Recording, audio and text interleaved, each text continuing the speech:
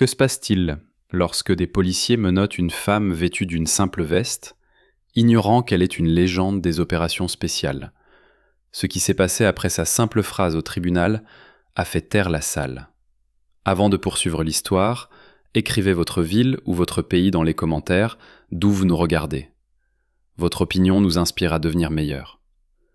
Ce jour-là, un silence de musée régnait au stand de tir de l'État du Vermont avant son ouverture. Un léger brouillard s'accrochait encore à la pointe des cibles en bois. Seul le clic d'un verrou ou le cliquetis d'un thermos contre un banc métallique troublait le calme matinal. Quand Allison Drake est entrée dans la zone, personne n'a même tourné la tête, ce qui n'était pas surprenant. Une simple veste grise, une casquette de baseball, un jean usé, rien de spécial. Pas de bracelet avec des slogans, rien pour suggérer « les filles aussi peuvent tirer ». Seulement une longue mallette portée à l'épaule et la démarche de quelqu'un qui savait exactement combien de pas il y avait jusqu'à l'abri le plus proche. Frank Linder, le gérant du stand, un ancien détective et cynique chevronné, était assis derrière la vitre de sa cabine à ce moment-là, sirotant un café dilué d'un thermos avec un autocollant. La retraite, c'est quand on peut enfin ignorer les idiots sans conséquence, pensa-t-il. Il observait la femme comme s'il observait une nouvelle race de chiens, avec une légère méfiance et une suspicion professionnelle. C'est intéressant, marmonna-t-il pour lui-même. Pas de tenue de sport, pas de geste de chasseur, pas de curiosité. Elle est juste venue, s'est tenue et a touché le centre. Le premier coup a retenti comme un crachat sur du verre, puis le deuxième et le troisième. Allison n'a pas ajusté sa visée pour le vent, n'a pas aligné les mires, n'a pas pincé les lèvres comme le font habituellement les débutants. Sa respiration était rythmée, comme un métronome.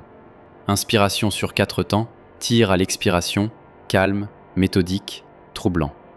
20 minutes plus tard, l'un des visiteurs, un homme costaud en gilet tactique, a couru vers Frank, visiblement agité. « Hé, tu l'as vu ? Elle ne tire pas juste, elle fait l'impossible. »« Sérieusement ? Qui est-elle ? Quel est ton diagnostic, Joe ?» répondit Frank paresseusement. « Envie ou suspicion ?» Cependant, il était déjà en train de passer un appel. Une demi-heure plus tard, 2 policiers locaux sont arrivés au stand de tir. L'un jeune et nerveux, l'autre plus âgé, avec le visage d'un homme qui avait assez vu dans la vie pour n'être surpris par rien. « Bonjour madame, nous avons besoin de voir votre pièce d'identité et votre permis de port d'armes, » dit l'aîné avec un léger accent du sud. Allison ne tressaillit pas, ne fouilla pas dans ses poches. Elle se tourna simplement vers eux et dit fermement « Je ne les ai pas sur moi ». Le jeune officier avait déjà commencé à manipuler son étui. L'officier supérieur soupira et hocha la tête. « Alors vous devrez venir avec nous. » Elle n'offrit aucune résistance, aucun geste, aucune question, juste un léger haussement d'épaule, comme une invitation polie à l'accompagner. Le plus étrange fut qu'il semblait qu'elle les guidait, et non l'inverse. Sur le chemin de la voiture, Frank remarqua que son regard ne s'attardait pas sur les officiers. Elle balayait l'horizon, la ligne d'arbres, les bâtiments, comme si elle cherchait des points d'observation ou une voie d'évasion. Quand elle fut amenée au poste, un vieux bâtiment à la périphérie de Grey Hill, il n'y eut pas de drame. Elle s'assit dans la cellule, immobile, sans essayer de parler. Aux questions, pas un son, pas un nom, pas une adresse, pas d'explication, seulement le silence, qui selon les normes du poste, sonnait plus fort qu'une sirène. « Peut-être avons-nous une espionne ou une fanatique de secte ?» dit l'un des officiers en se moquant, prenant une gorgée de café au goût de caoutchouc. « Oh mon Dieu, j'espère que ce n'est pas une ancienne marine !» ajouta un autre. Lorsque le détective Noah Hudson, le seul du poste à porter volontairement un costume, entra pour l'interrogatoire, il appliqua la formule classique. Un peu de gentillesse, un peu de menace, un peu de « aide-toi toi-même ». Il y a déjà des murmures à Washington, des coordonnées sont apparues. Soit vous coopérez, soit vous resterez dans cette cellule jusqu'à la fin des temps. Elle le regarda avec les yeux d'une personne habituée à la portée d'une lunette télescopique, sans peur, sans émotion, sans le besoin d'expliquer quoi que ce soit. Quand on lui donna de l'eau et que sa manche se souleva légèrement, le jeune policier, avec une curiosité accrue, remarqua « C'est de l'escalade, n'est-ce pas ? Une marque de corde. » Pour la première fois de la journée, elle répondit « Presque ». Elle fut emmenée au tribunal. Un vieux bâtiment avec des bancs en bois et des planchers qui grinçaient. Tout se déroula selon une routine ennuyeuse. Le procureur chuchotait à propos d'une identité non confirmée. L'avocat se plaignait que sa cliente ne coopérait pas. Le juge semblait agacé. Et à ce moment-là, Les lourdes portes en chêne s'ouvrirent en grand. Un amiral en uniforme de cérémonie entra dans la salle.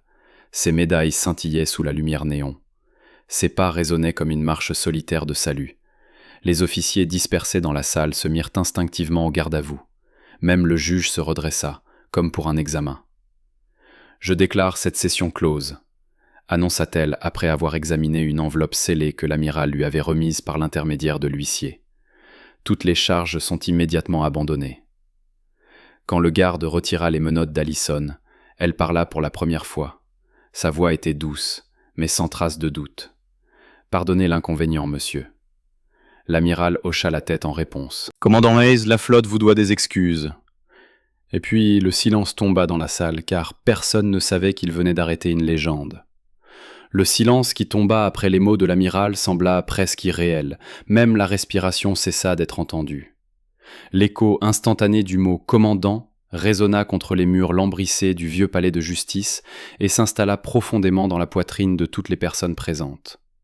La juge Hélène Rose, une femme avec 40 ans d'expérience, une vétérane du service juridique militaire et connue comme un bloc de glace parmi ses collègues fédéraux, ne fit pas un seul mouvement superflu, seulement se redressa encore plus et se tint non pas en tant que juge, mais en tant que personne qui venait de réaliser qui elle avait essayé de juger. « Commandant Hayes, dit-elle, non plus en tant que représentante de la justice, mais en tant que femme se retrouvant soudain sur le banc des accusés de l'histoire. Si j'avais su... « Mais je ne pouvais pas savoir, votre honneur, » répondit Allison, calmement, se levant lentement, se redressant à sa pleine hauteur, comme si un fardeau de plusieurs tonnes avait été levé d'elle. Et c'était exactement ce qu'elle accomplissait. Le silence solennel fut brisé par le premier geste, et complètement inapproprié de l'avocat commis d'office. Il repoussa sa chaise et se leva avec l'expression d'un homme qui venait de réaliser qu'il avait défendu une ogive nucléaire, la prenant pour un grille-pain. « Votre honneur, c'est-à-dire... Je m'excuse, monsieur, balbutia-t-il en s'adressant à l'amiral. Je, bien sûr, n'étais pas informé. Et vous n'étiez pas censé l'être, monsieur Hardy, interrompit l'amiral, sans élever la voix, mais avec un ton qui rendait l'air plus dense. Merci d'avoir essayé.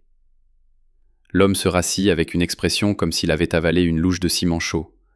La juge Rose hocha de nouveau la tête. Session close. Détruisez tous les dossiers. Toutes les personnes présentes signeront un accord de confidentialité. Elle n'utilisa pas de marteau, elle partit simplement, et cela fut bien plus éloquent que n'importe quel coup sur la table. Allison se tourna lentement vers le détective assis au premier rang. Son visage exprimait la perplexité, non pas la peur, mais la compréhension.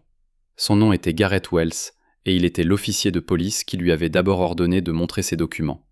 Il se leva et s'approcha d'elle incertainement. « Commandant Hayes, dit-il, comme s'il savourait le nom.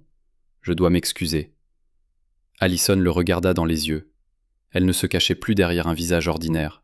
Elle ne jouait plus l'invisible. Maintenant, son regard était précis, comme celui d'un tireur d'élite. « Ce n'est pas nécessaire, dit-elle. Vous avez fait votre travail, détective, et vous l'avez bien fait, trop bien. » Il cligna des yeux, incertain s'il devait le prendre comme un compliment. « Je n'aurais vraiment pas pu savoir, » marmonna-t-il. « C'est pourquoi vous savez maintenant, » répondit-elle doucement, et c'est suffisant. L'amiral, qui avait observé silencieusement la scène tout ce temps, hocha la tête. « Il est temps, commandant. Nous avons un rapport qui nous attend à Washington. » Allison se retourna une fois de plus. Près de la porte se tenait un homme âgé avec une casquette portant l'inscription « Service médical, opération tempête du désert ». Il la regarda avec une expression mêlant respect, surprise et autre chose. Peut-être de l'espoir. « Excusez-moi, madame, dit-il en s'approchant. J'étais là en 91, en tant que médecin chez les Marines. J'ai été assis dans la salle d'audience toute la matinée, ne comprenant pas ce qu'il y avait d'inhabituel chez vous. Et maintenant je comprends. Tout en vous est exactement comme il se doit. Merci pour votre service, quel qu'il ait été. » Allison n'hésita pas, tendit sa main. Il la serra fermement, et une étincelle de chaleur s'alluma dans ses yeux. « Merci d'avoir été là aussi. Nous nous soutenons mutuellement, même si nous ne le réalisons pas. » Alors qu'elle partait, la salle d'audience s'écarta silencieusement. Le chemin était libre, et il n'y avait ni peur ni soumission, seulement un respect sincère et mérité. Dehors, Un SUV noir aux vitres teintées et à la plaque d'immatriculation introuvable dans aucune base de données attendait déjà. L'amiral lui ouvrit la porte et Allison, sans un mot, entra. « Nous avons tout ramené à la base », rapporta le chauffeur, un jeune officier au visage facilement oubliable. « Votre équipe est déjà à Mandsara. »« Excellent », répondit-elle sèchement. En chemin, l'amiral demanda : « Avez-vous eu du mal à garder le silence ?»« Le plus dur a été de ne pas réagir quand ils m'ont menotté, » admit-elle. « Mais c'était la mission. Immersion totale, même si cela signifie immersion dans l'humiliation. » Il hocha la tête, respectant cela par le silence. Un vrai silence, pas une pause, mais une reconnaissance. 1 heure plus tard, elle se tenait sur la côte, regardant au loin. Au-delà des vagues, un sous-marin était visible, à bord duquel une nouvelle phase commençait. Le nom de son opération était gravé sur une plaque dans la salle de briefing, Safe Haven. Et tout ce qui lui restait à faire était de disparaître à nouveau. Sans récompense, sans interview, sans livre. Elle retira sa casquette, tourna son visage vers le vent et murmura : « Les légendes n'ont pas besoin de musique orchestrale. Un tir précis et le silence suffisent. » La nuit tomba soudainement sur Port Winslow avec cette teinte nordique où l'air est aussi coupant qu'un couteau fraîchement aiguisé.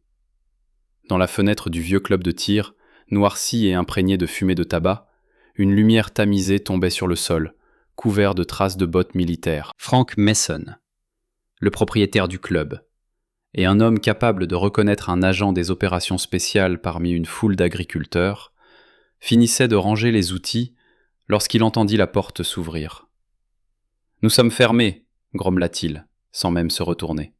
« Et si je venais chercher ce que j'ai laissé ?» répondit une voix familière. Frank leva les yeux. Allison se tenait dans l'embrasure de la porte. Elle n'était pas en civil, mais pas en uniforme non plus. Quelque chose entre les deux. Une veste au col usé, un pantalon clairement pas sorti d'un magasin. Et ce même regard qui, si on pouvait le mesurer, équivaudrait à un tir à 1 kilomètre de distance. « Vous êtes venu chercher votre fusil » déclara-t-il, sans poser de questions. Elle hocha la tête. Il disparut derrière un écran, et 1 minute plus tard, il en ressortit avec une mallette. Elle savait ce qu'il y avait à l'intérieur. « Nous avons reçu un colis du shérif avec une note à rendre immédiatement au propriétaire. Je ne l'ai même pas ouvert. Tu as imaginé à qui il était ?» Allison prit la mallette, la posa sur la table, l'ouvrit et commença à assembler le fusil. Ses mouvements étaient précis, presque musicaux. « Vous auriez pu partir et oublier cet endroit, remarqua Frank, mais vous êtes revenu. Pourquoi ? » « Parce qu'ils m'ont arrêté ici, répondit-elle calmement. Et maintenant je suis ici de mon plein gré. C'est l'équilibre. Il hocha la tête, sans même essayer de comprendre, parce qu'il savait. Quand quelqu'un comme elle parle d'équilibre, ce n'est pas de la philosophie, mais la physique de la survie. Je ne vous ai pas arrêté alors, dit-il, regardant à travers la lunette, comme s'il pouvait voyager dans le temps. Pourtant j'aurais pu. J'ai réalisé que si j'interférais, je ne ferais que compliquer la situation. Mais j'ai appelé un vieil ami au Pentagone. Et leur a-t-il... Il est resté silencieux à l'autre bout, mais je sais qu'il m'a entendu. Allison le regarda non pas comme un propriétaire de stand de tir, mais comme une camarade. « Merci, Frank. Parfois, une bonne action pèse plus que 100 ordres. » Elle se dirigea vers la ligne de tir la plus éloignée. Le soleil s'était déjà couché, laissant le ciel de la couleur du métal brûlé. Elle visa la cible, à peine discernable dans le crépuscule. Un coup. Le fusil retentit comme un soupir. La réponse fut le silence. Frank, regardant à travers des jumelles, sourit. En plein centre, sans viser dans le crépuscule. « Mon Dieu, combien vous avez de choses cachées là-dedans ?»« Assez pour que personne ne pose cette question à voix haute, » répondit-elle calmement. Ils retournèrent à la maison. Allison enleva ses gants, plaça soigneusement le fusil dans son étui, et demanda soudain : « Gardez-vous toujours cette vieille radio militaire ?» Frank se figea. « Je ne l'ai pas utilisée depuis 10 ans, mais je ne l'ai pas jetée. Bien sûr, elle est rangée. Est-ce qu'il prévoit quelque chose ?» répondit-il, ouvrant simplement la mallette, en sortant une enveloppe discrète et la lui tendant. À l'intérieur se trouvait un nouveau numéro, sans nom, sans code, juste un numéro et une phrase manuscrite. « Si quelqu'un tire comme moi, faites-le moi savoir. Vision établie. Observation. Tout commence par l'observation. Il mit la carte dans la poche de sa chemise, ils se dirent au revoir sans mot superflu. Allison se fondit dans la nuit comme une ombre, ne laissant aucune trace, aucune raison de rester. En fermant la porte, Frank marmonna doucement « Certaines personnes ne reviennent pas pour leurs affaires, mais pour le silence. » Et il avait raison, car celle qu'on appelait commandant Hayes ne cherchait pas la célébrité. Elle cherchait le silence, à disparaître à nouveau jusqu'à ce que le silence devienne trop fort.